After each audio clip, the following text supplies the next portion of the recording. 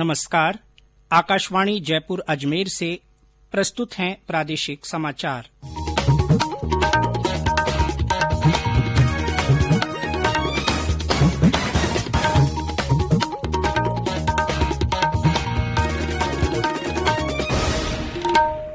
मुख्य समाचार।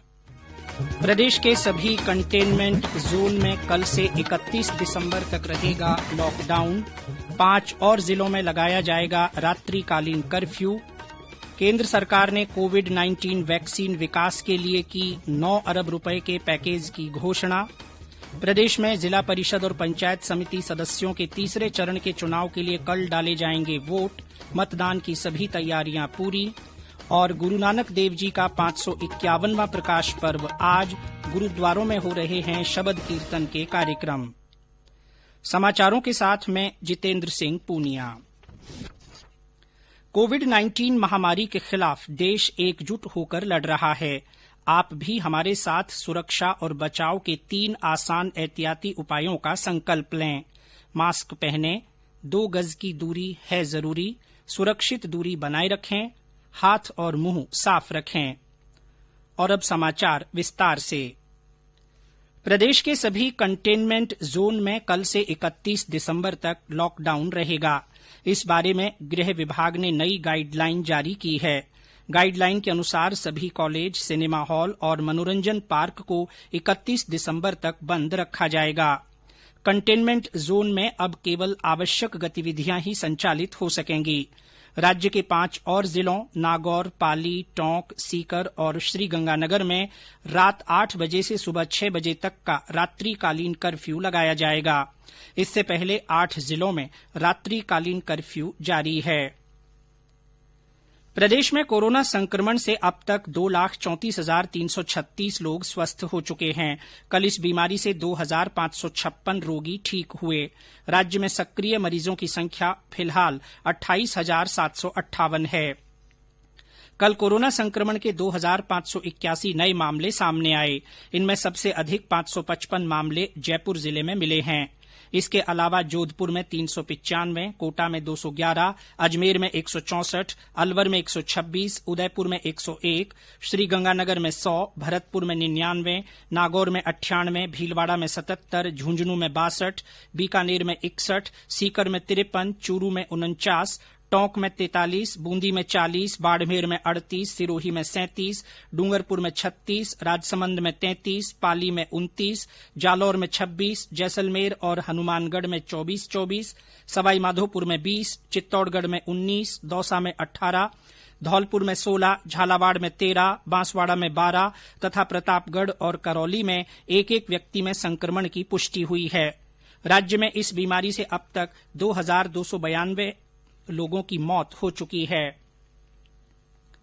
केंद्र सरकार द्वारा कोरोना जागरूकता के लिए जन आंदोलन जारी है। इसी के तहत आकाशवाणी के माध्यम से भारतीय बास्केटबॉल टीम के पूर्व कप्तान और कोच सत्यप्रकाश यादव ने लोगों से पूरी सावधानी बरतने की अपील की है। नमस्कार, मैं सत्यप्रकाश यादव, भारतीय बास्केटबॉल टीम का भूतपूर्व कप्तान एवं कोच। इस कोरोना काल में आप सभी से एक निवेदन करने आया हूं। जब तक दवाई नहीं तब तक ढिलाई नहीं। 2 गज की दूरी, मास्क है जरूरी। जब भी घर से बाहर जाएं या वापस आए अपने हाथ साबुन से धोएं। अपने को और अपने परिवार को, इस देश को कोरोना की लड़ाई में जीत के लिए सहयोग करें। धन्यवाद। जय हिंद।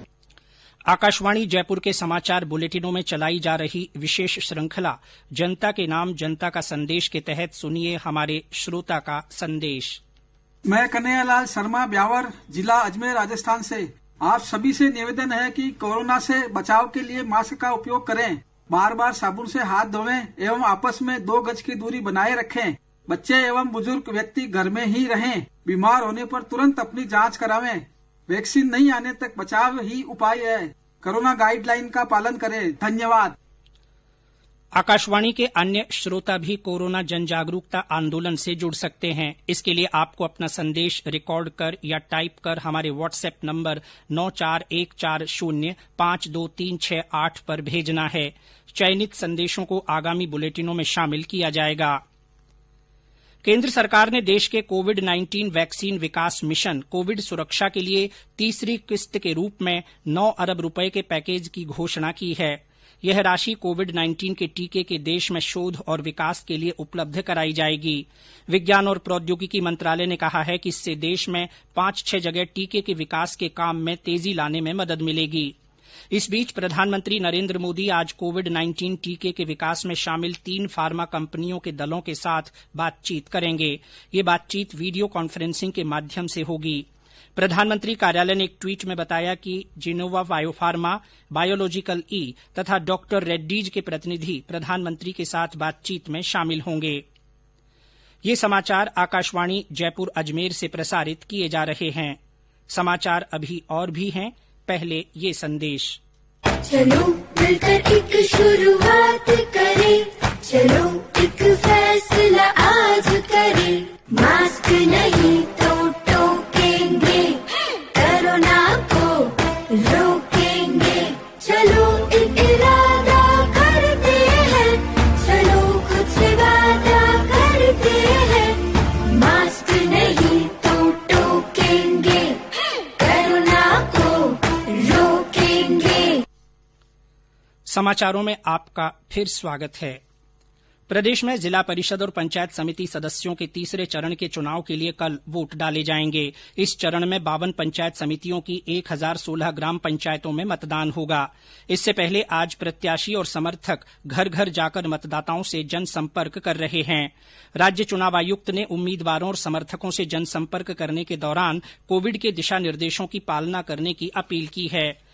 चुनाव के चौथे और अंतिम चरण के तहत 46 पंचायत समितियों में 5 दिसंबर को मतदान होगा। वहीं राज्य के 12 जिलों के 50 नगर निकायों में होने वाले चुनाव के लिए नामांकन पत्रों की जांच का काम कल होगा। इन निकायों में 11 दिसंबर को वोट डाले जाएंगे।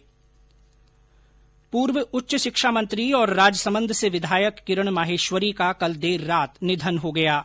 वे कोरोना से संक्रमित थीं और गुरुग्राम के एक अस्पताल में भर्ती थीं। आज उनकी पार्थिव देह उदयपुर लाई जाएगी। मुख्यमंत्री अशोक गहलोत ने श्रीमती माहेश्वरी के निधन पर दुख व्यक्त किया है। उन्होंने एक ट्वीट संदेश में कहा कि दुख की इस घड़ी में उनके परिवार और समर्थकों के लिए मेरी हार्दिक संवेदनाएं हैं। भाजपा प्रदेश अध्यक्ष सतीश पूनिया ने श्रीमती माहेश्वरी के निधन पर गहरी संवेदना व्यक्त करते हुए कहा कि उनका निधन भाजपा परिवार के लिए अपूरणीय क्षति है। मुख्यमंत्री अशोक गहलोत ने केंद्र द्वारा बनाए गए कृषि कानूनों को लेकर प्रधानमंत्री नरेंद्र मोदी को पत्र लिखा है। श्री गहलोत ने अपने पत्र में लिखा कि केंद्र सरकार द्वारा इन तीनों बिलों को किसानों और विशेषज्ञों से चर्चा किए बिना ही लाया गया। इन अधिनियमों में न्यूनतम समर्थन मूल्य का जिक्र नहीं होने से किसानों में अविश्वास पैदा हुआ है। मुख्यमंत्री ने राज्य सरकार द्वारा कानूनों में किए गए संशोधनों के बारे में भी लिखा और कहा कि राज्य सरकार ने इन संशोधनों में किसानों के हितों को सबसे ऊपर रखा है। गुरु नानक देव जी का 551वां प्रकाश पर्व आज देश भर में परंपरागत श्रद्धा भाव के साथ मनाया जा रहा है। इस अवसर पर गुरुद्वारों में शबद कीर्तन के कार्यक्रम रखे गए हैं। कोविड महामारी के कारण जारी दिशा निर्देशों के तहत अधिकांश जगहों पर इस बार सामूहिक लंगर के आयोजन स्थगित किए गए हैं। श्रीगंगानगर में गुरुद्वारा में हो रहे कीर्तन का सीधा प्रसारण स्थानीय केबल और सोशल मीडिया के जरिए किया जा रहा है।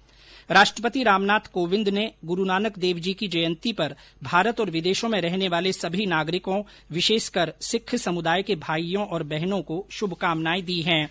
उन्होंने अपने संदेश में कहा है कि सभी को उनकी शिक्षाओं का अनुसरण करने और उन्हें आचरण में लाने का स्वयं संकल्प लेना चाहिए। उपराष्ट्रपति एम वेंकैया नायडू और प्रधानमंत्री नरेंद्र मोदी ने भी देशवासियों को गुरु नानक देव जयंती पर शुभकामनाएं दी हैं।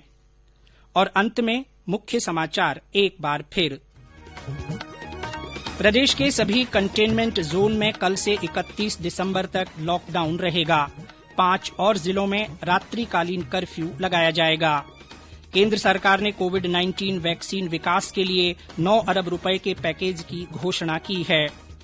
राज्य में जिला परिषद और पंचायत समिति सदस्यों के तीसरे चरण के चुनाव के लिए कल वोट डाले जाएंगे। मतदान की सभी तैयारियां पूरी कर ली गई हैं। और गुरु नानक देव जी का 551वां प्रकाश पर्व आज मनाया जा रहा है। गुरुद्वारों में शबद कीर्तन के कार्यक्रम हो रहे हैं। इसी के साथ प्रादेशिक समाचार बुलेटिन समाप्त हुआ। हमारा अगला बुलेटिन हिंदी में दोपहर 12:30 पर प्रसारित होगा। नमस्कार।